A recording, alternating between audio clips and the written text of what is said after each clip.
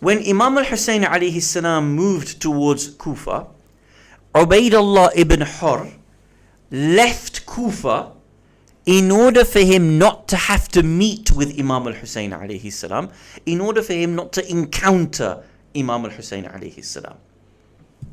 And the hadith later on, when they talk with each other, will explain why he leaves Kufa in order to avoid Imam Hussain alayhi salam. Now, we all know that Imam never made it to Kufa, right? He was diverted towards Karbala. But even not reaching Kufa, Ubaydullah ibn Hurr says, I don't want anything, I want to leave. So he leaves. The biography continues. However, near Karbala, Ubaydullah ibn Hurr encountered Imam al-Hussain alayhi salam in an area called Qasr Bani Muqatil. Maybe some kilometers, a few kilometers outside of Karbala.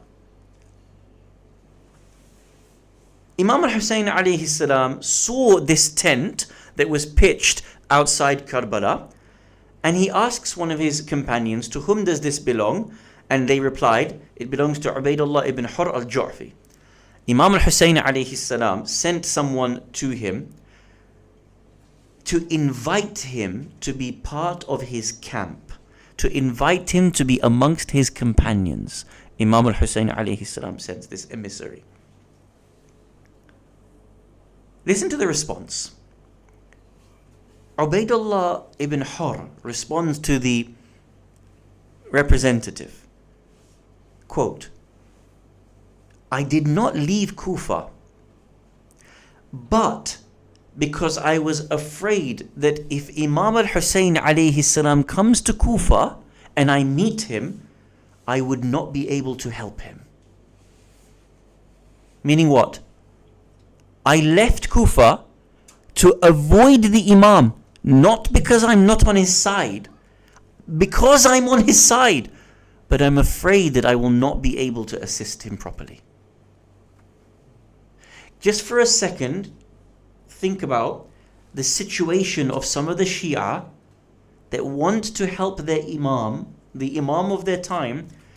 They are within miles of the Imam in Kufa. Their own Imam is coming to them, and they feel like they have to leave to avoid the Imam Ma'soom. Subhanallah. May Allah protect us from us having that situation with the Imam of our time. He says, I did not leave Kufa, but that I was afraid that Imam al-Hussain alayhi salam goes there, but I would not be able to help him. And so with this message, the companion delivered this statement back to Imam al-Hussain alayhi salam. Now what do you think Imam does? Does the Imam give up on him? No. The Imam himself went to the tent of Ubaydullah ibn Hurr, and he sat in front of him and began to praise Allah, and then addressed Ubaydullah ibn Hurr and said the following: you have made many mistakes in the past, and God will hold you to account for your actions. But don't you want to return back to Him in these days and help me, such that my grandfather Rasulullah intercedes for you on the day of judgment? Look, you will be held to account for your leaving Kufa.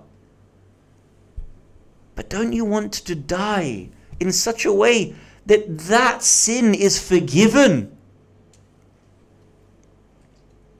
Ubaydullah ibn Hurr responds by saying, Ya ibn Rasulullah, if I come to help you, I will be killed before you are killed. Meaning what? I would have to give my life for you so that you die after me, that I would not allow you to be killed before me. Ya ibn Rasulullah, if I come to help you, I will be killed at the beginning of the battle before you. And I do not consent to die like this. You can be sitting in front of your Imam, but the tawfiq to serve him is not there. What a loss. What a loss. Listen to how this hadith concludes. Understand the Shia of that time, what the Imams had to deal with. You know?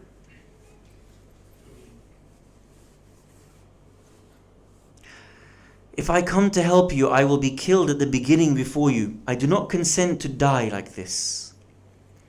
But instead, Ya ibn Rasulullah, take this horse of mine.